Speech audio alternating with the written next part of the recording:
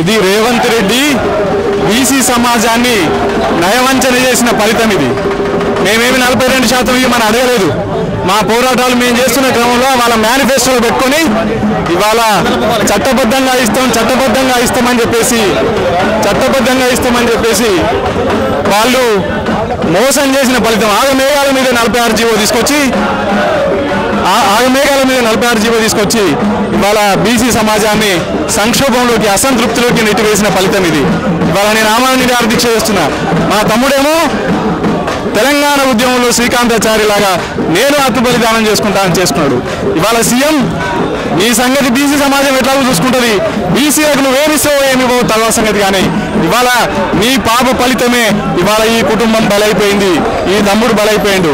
కనీసం ఈ కుటుంబం పట్ల నువ్వు క్షమాపణ చెప్పాలి, ఈ కుటుంబానికి నష్టపరిహారం ₹1 ఇవ్వాలి, ఆ కుటుంబంలో అమ్మాయికి ఉద్యోగం ఇవ్వాలి, వాళ్ళ చదువులకు నువ్వు హామీ ఇవ్వాలి. ఇవాళ మీరు ఇట్లా ఉంటేనే, ఇది చేస్తేనే నీ పాప పరిహారం చేసుకున్నట్టు అవుతుంది. కనీసం ఇక నీ ప్రభుత్వం సంగతి, నీ పదవి సంగతి బీసీ సమాజం ఎట్లా చూసుకుంటుంది? నువ్వు బీసీలకు ఎన్నడైనా మోసం చేసేవాడివే. గ్రామాల్లో రెడ్డి రాజ్యాన్ని, పట్టణంలో రెడ్డి రాజ్యాన్ని స్థాపించాలని నీ కోరిక ఉన్నది. అది ఎట్టి పరిస్థితుల్లో నెరవేరదని నువ్వు గుర్తుపెట్టుకో రేవంత్ రెడ్డి. నీకు తగిన శాస్తి జరుగుతుందని చెప్పేసి మేము తెలియజేస్తున్నాం. ఈరోజు శ్రీ సాయి ఈశ్వరన్న గారి మరణం తెలంగాణ బీసీ ఉద్యమానికి తొలిమెట్టుగా చూస్తూ బీసీ నాయకులారా, బీసీ బిడ్డలారా, మరెవరు కూడా ఇలాంటి అజ్ఞాతానికి పూనుకోకూడదు.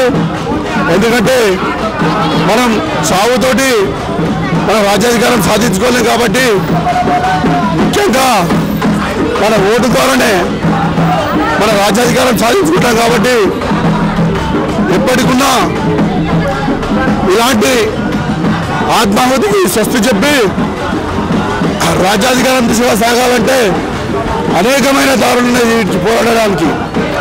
కాబట్టి బీసీలకు 42% రిజర్వేషన్ ఎవరు అడగలే. కామారెడ్డి డిక్లరేషన్లో రాహుల్ గాంధీ గారు వచ్చి ఇక్కడ రేవంత్ రెడ్డి గారు డిక్లరేషన్ చేయడం జరిగింది. బీసీలను నగ్గేటంపించిన రేవంత్ రెడ్డి ప్రభుత్వాన్ని దిమ్మ తిరిగే తీర్పు స్థానిక సంస్థ ఎలక్షన్లో ఇచ్చి ఇలాంటి పరిణామం స్వస్తి చెప్పాలని చెప్పి రాజ్యాధికారం దిశగా అడుగు చేయాలని చెప్పి బీసీలను కోరుకుంటున్నాము. జై